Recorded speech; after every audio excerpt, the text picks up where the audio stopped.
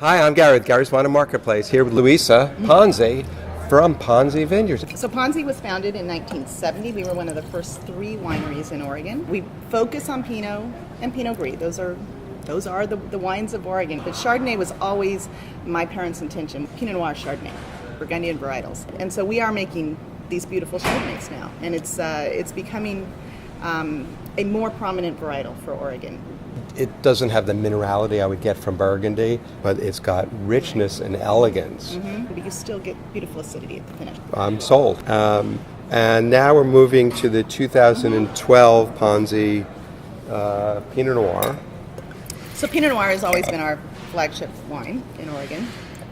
We're seeing real differences between the old vines and the young vines, and I think you really see it in the structure of the wine. In the nose, you get a good richness, and I get a little bit darker berry fruit. Yep, a little spice. This particular wine is the 2012 vintage, which is a particularly beautiful vintage in Oregon. It was what we call the Goldilocks vintage. You know, not too hot, not too cold. Everything kind of just lined up perfectly.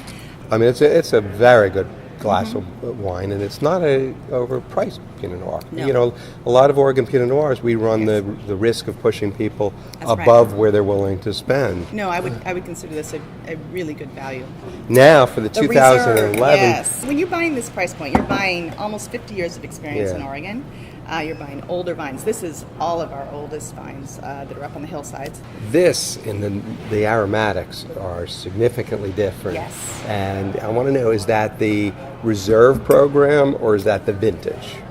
It's both. So the vintage is playing a huge role, and in Oregon we are vintage dependent. Our wines, change depending on what happened. And 11, it was a particularly cool year. It was a late year, so we were picking well into November. It was a quite warm summer, so we actually got the ripeness we needed. But that late vintage, along with the cold nights that we had, kept the structure just really present. It doesn't come across as fruity, Right. but it's bigger, richer. It's got great flavors. Let's talk about Rain and 2013. What are you seeing? Because we've had a lot of, I don't bash vintages. I think that it's site specific, it's vintner specific. In Oregon, you really do want to follow the house. That same rule kind of applies as in Burgundy. The vintages are so vastly different. We had literally a typhoon come through right at the peak of ripeness, right when we were getting ready to pick all the Pinot.